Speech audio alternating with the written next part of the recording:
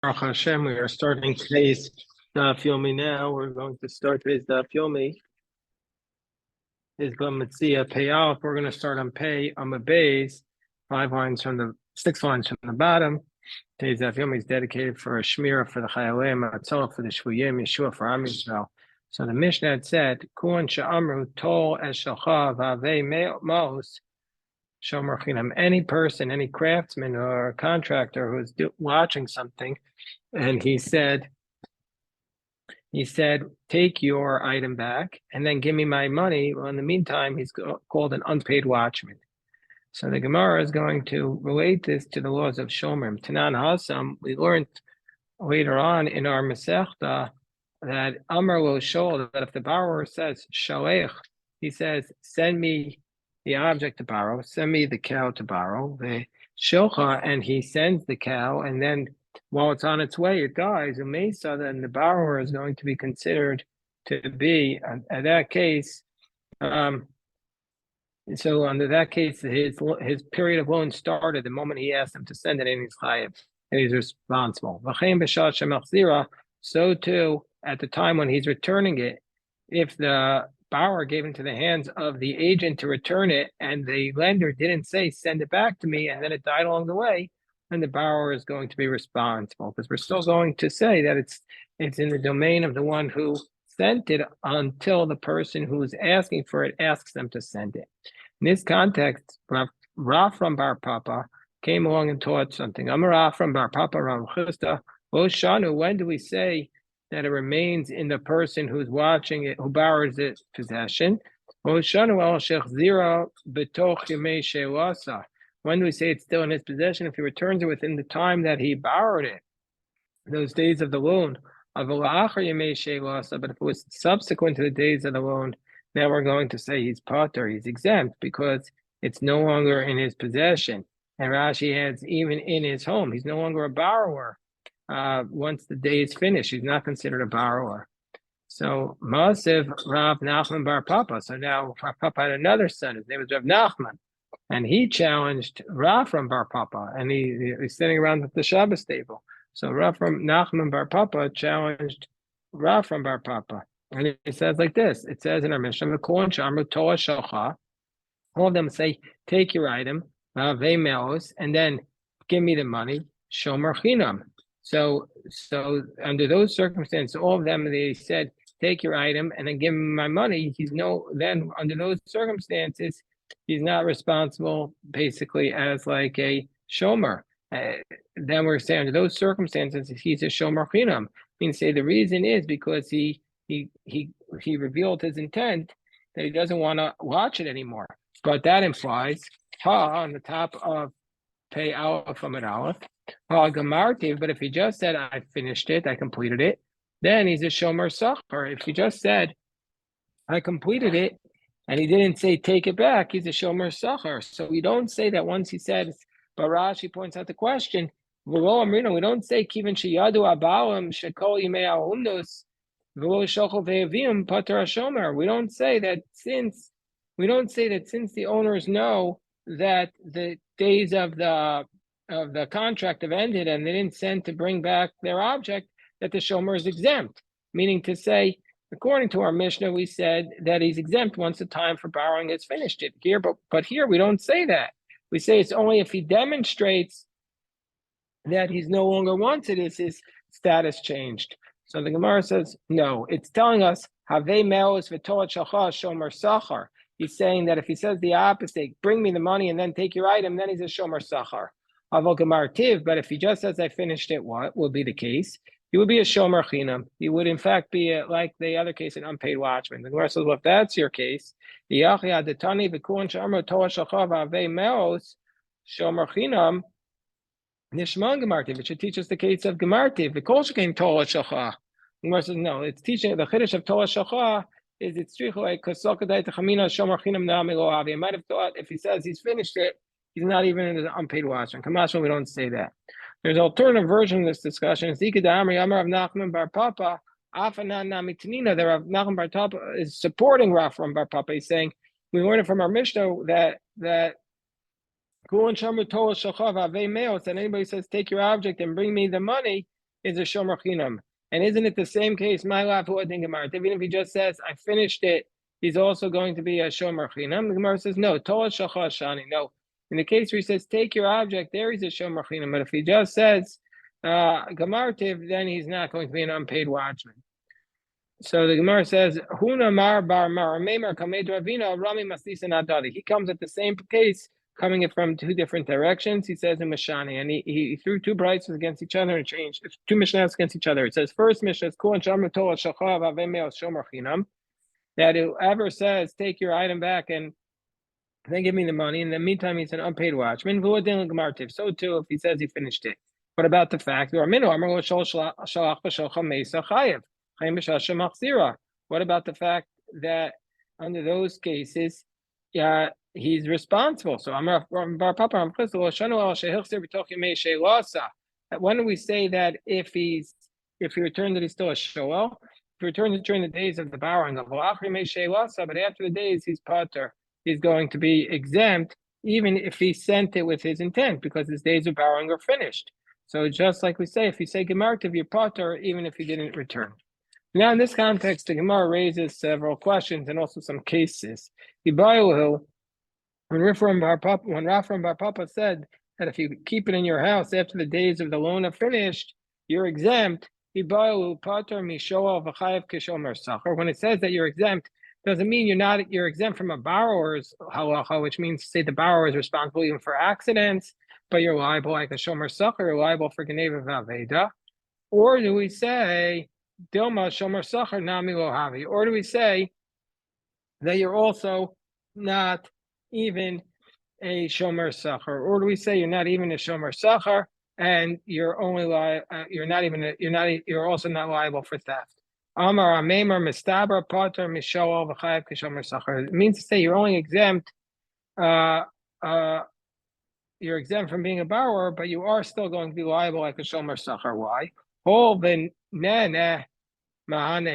Because the reason is he's since he benefited, since this borrower benefited, now he's giving benefit to the person who lent it to him. So since he's giving benefit to the person who lent it to him, basically, it's like he's being paid. Basically, that's the concept.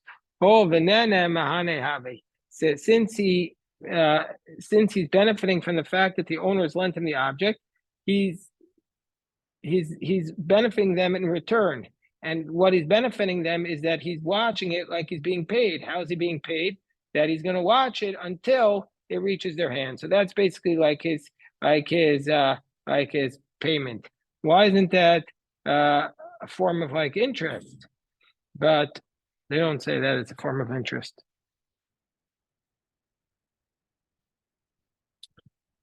So Tanya Kavase da Meimar, the Brisa says like a Meimar, halokeach kelo mi beisa uman. Let's say somebody takes utensils from the from the craftsman. Basically, a person's buying something from the utensil, from the craftsman, and he works at a deal. He says, he says he's sending it to his father-in-law, to his fiance, but doesn't know if she's going to like it or not. And he says to the craftsman who's selling it to him, if they're going to like the gifts, then Ani knows them, then I'm going to pay you the full value. And he knows them if he told us not. Otherwise, I'm going to give you not the full value, but the benefit that I got from offering them the gift, basically. And so therefore so on the way there, he's basically like a borrower, Vinensu. So if it was like lightning struck the gifts and destroyed it. So so he's like a borrower on the way there because he hasn't bought it yet. But on the way back, he's returning it. Bechazira, on the way back, Potter. Why is he Potter? Because it's like he's being paid. What's his payment? His payment is he's benefiting from the fact that he was given honor, and so anybody who benefits, he's like somebody who's being paid. So his payment is that his payment is that he was benefiting from it. And even though his actual benefit And so therefore we say, even though the benefit completed, nevertheless, he's in return for that, he's paying for this by watching it. So it's not completed yet. And so therefore he's like a shomer sachar. We have the next case, Gavra, there was a person, the Zadon Lachamer Lachavre, there was a person who sold some wine to his friend. Amrulay. So he said, well, you could say wine, but we're saying mostly donkey, right? So that's the Ran. The Ran says here it's a donkey and not wine. So there's a guy who sold a donkey to his friend. Amrulay kamamtinale uduchta ploni. He says, I want you to bring this. He says, I'm going to bring this donkey to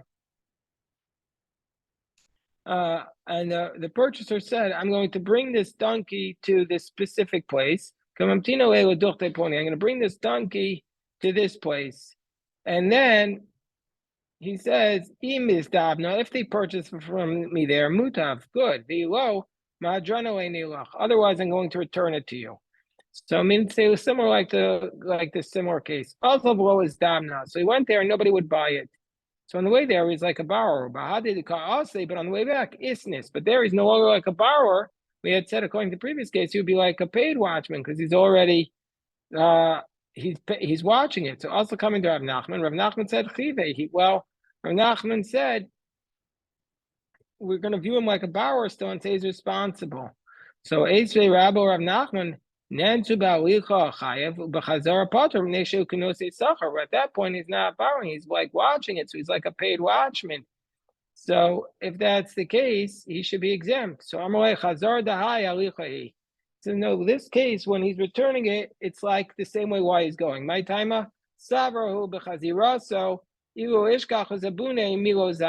thinks that while he's returning it, he's all the time looking for a salesman to sell it to. He's looking for a customer to sell it to. So therefore, we're going to say even on the way back, he's like a borrower at that point and responsible for accidents. Gemara says, the next case in the Mishnah, that it said in the Mishnah, Shamor li v'ashmor lecha shomer sachar. He says, if you watch it for me, and I'll watch it for you at the same time, then they're like paid watchmen. And so therefore, since they were like paid watchmen under these circumstances, we're going to assume that they are that they have the level of responsibility of a paid watchman. So the Gemara says,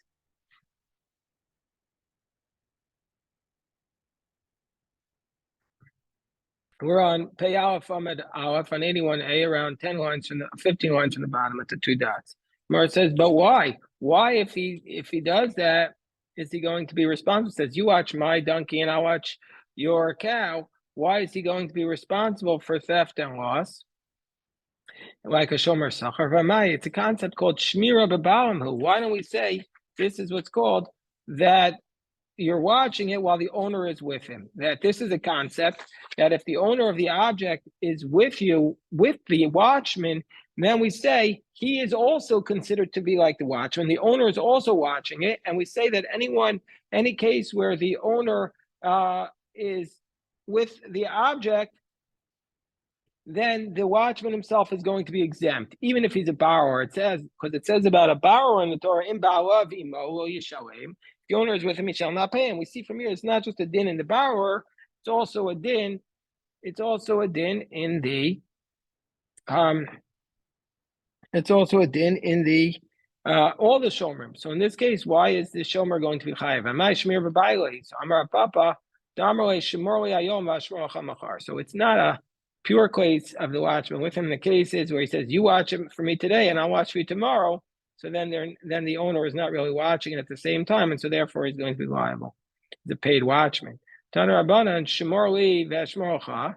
So we have a brisa that says, we're into the Mishnah, Tana Rabbanan shemor li v'ashmorcha, shaleni v'ashilcha, shemor li v'ashilcha.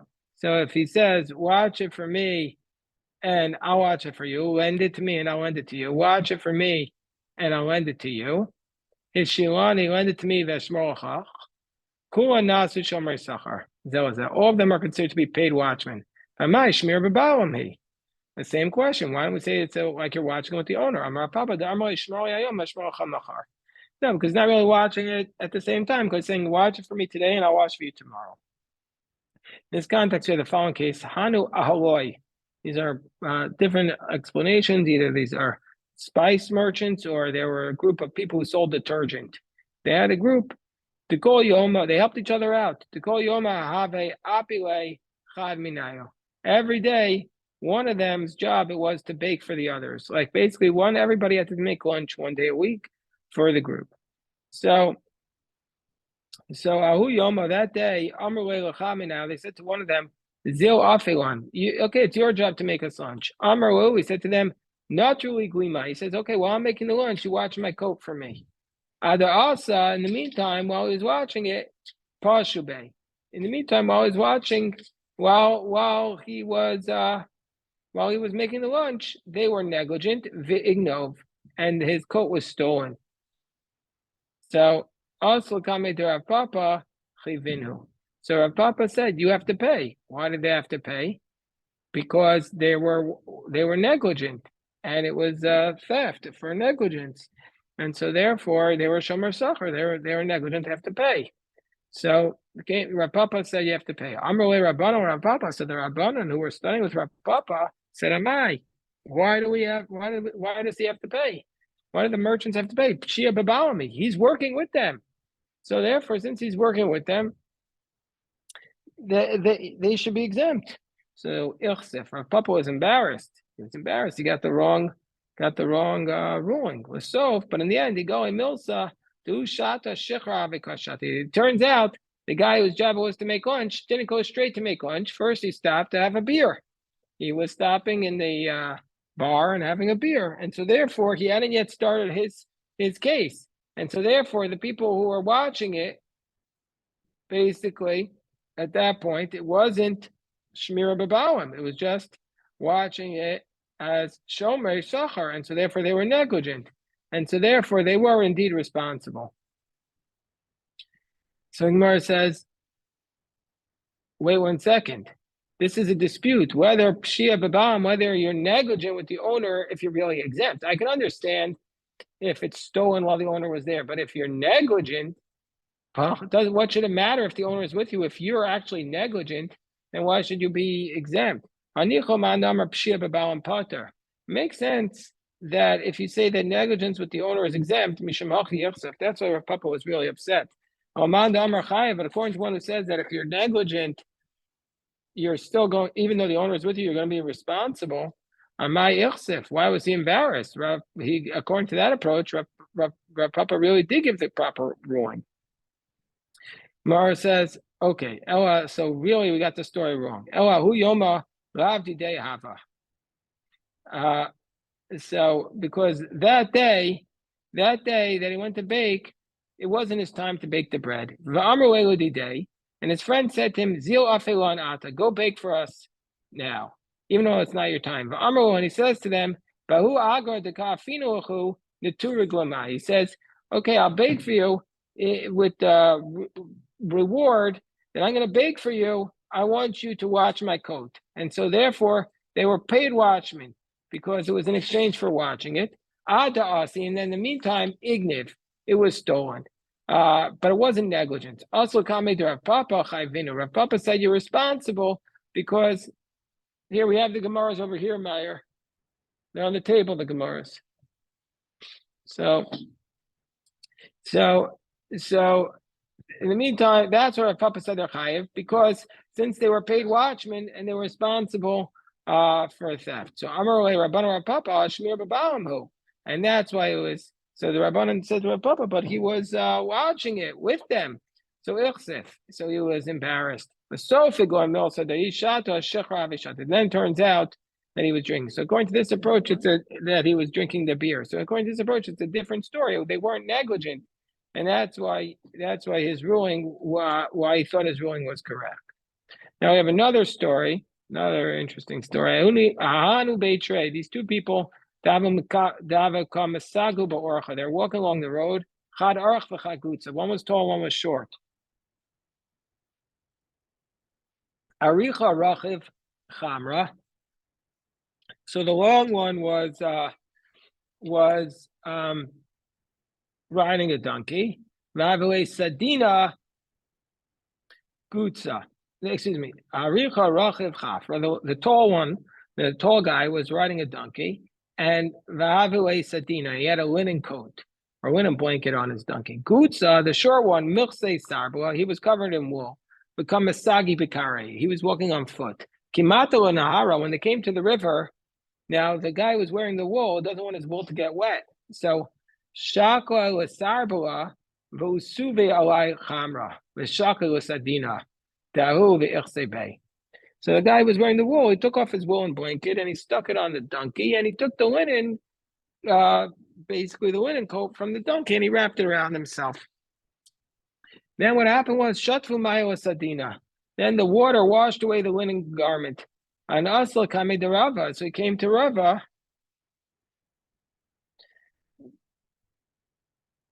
Hold on one second. So he came to Rava.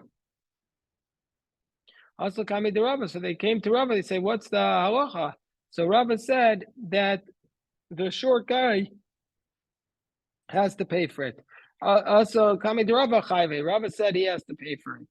He has to pay for the linen garment that was lost. So Amarle Rabbano Rava Amai Sheila Babalim. Yeah, he's borrowing it, but the owner was with him. So why does he have to pay for it? So Ichsef Rava was embarrassed that he ruled that this guy has to pay, even though the owner was with him. When Sophie going Milsa the below died to Shaklai, below died to Osme. Turns out in the end that the guy borrowed it without the owner's permission. And it turns out in the end that without his permission, he put his own woolen garment on the donkey, and so therefore, for sure, the short person, since he had taken without permission, for sure he was chayav to pay for it. For sure, he was responsible. As if you borrow without permission, you know what we call that? We call that stealing. Okay. Ahu gavra the ogre chamro chavre. There was a person who rented his donkey out to his friend. So he said to him, he said, okay, yeah, you know what? I don't want you going down 16th Street. Don't go down the path where there's the river Pekod. Dika Maya. There's a lot of water there. Zil ba'orcha de Nerash, go down the other road, Nerash Road, the Lake of Maya. There's no water there. Also ba'orcha de Narpa he went down the Narpa Code pathway. Umis Chamra. The donkey died. He did exactly what he told him not to do, and the donkey ended up dying. Kiasa. So when the man showed up, he said, "Yeah, in ba'orcha de Narpa Asli. Yeah, it's true. I went down the road you told me not to go, and the donkey died. But me, Uleka Maya, the donkey died from a heart attack. It had nothing to do with the water. It was a total accident. There was no water there." So Amrle Rava, Mali Lashaker. Rava said, why is he lying? He has no reason to lie. He buy Amrle Ana Borcha Denarish. If he wanted to, he could have said he took the right path. From the fact that he said he took the wrong path, he admitted it. We also should believe him that there was no water. So Abaye says, no. Amarle Abaye says to Rava, no, here we're going to say he's liable. No, because we're not going to believe him because there's like witnesses. What are the witnesses? Because we know, Anan Sahadi, we know that there's always water there. So we're not going to believe him. And everybody knows that. And so it's as though there are witnesses testifying against him, and we don't believe him, and Abaye says he's responsible. Okay, so now we have the next case in the Mishnah. Next case is he says, Shamarli, va'amarlo hanech lefanai shomarchinam. He says, watch it for me. The other guy says, okay, put it down in front of me. So then he's an unpaid watchman. So that's what that basically, if he's just making this claim, just put it down in front of me. It's the equivalent of saying like I'm a shomer chinam. Amar Afuna, Amar lo hanacha fanecha, eno lo shomer chinam lo shomer sachar. If he says put it down before you, meaning it's like he's saying take it back. I'm not watching. I'm not even a shomer chinam. Ibailu hanach stama mai. Let's say he just says put it down. He doesn't say put down before me, and doesn't say put down before you. He just says put it down. Is that like saying put it down before me and he's a shomer chinam, or is it like saying put it down before you and I'm nothing? Tashma shemorli v'amarlo anacha fanai shomer chinam astama lokum, which implies that if it said just hanach, he's saying I'm not watching it. Just the opposite. Just the opposite from the fact that Rafuna says, put it down in front of you. That is where he's not a shomer chinam or a shomer sachar. Hastama, if he just says sanach, he's a shomer chinam. So we can't learn out anything from there. So what do? So the Gemara says, let's say it's a machokas tanoim, because we learned in Bava Kama. Let's say you have a guy who's making pots or barrels for the and he brought the barrels into his friend's courtyard without permission, and the owner of the courtyard, his ox breaks them, and or if he brought his own ox into the courtyard there without permission, and the owner's ox gored his ox. So, or if he brought his fruit into the owner's courtyard and the owner's ox eats his fruit. In all these cases, the owner is exempt. Remember that from Bava Kama. But if he brings it in with permission, so if he brings it with permission, then the owner of the courtyard is responsible. And so therefore, that's like the case. If he says, put it down, even though he doesn't say he's going to watch it, he's going to say he's responsible for negligence. Where Rebbe says, Rebbe says he's only responsible once he's explicit that he's watching it. So maybe Rebbe is like the position that says, Hanoch, he's not responsible until he says, place it down before me. So the Gemara says, how do we know it's the same case? Maybe the Rabbanan say in the case of the courtyard that he's responsible in a courtyard, the Bastan Turi. The presumption is a courtyard is a place where you have to watch. When he says go up, I'll the interloch kamer. He's basically saying come up and I'll watch it. But in this case, Shukal Havranaturi, he's in the marketplace. He says put it down. I'm not watching it.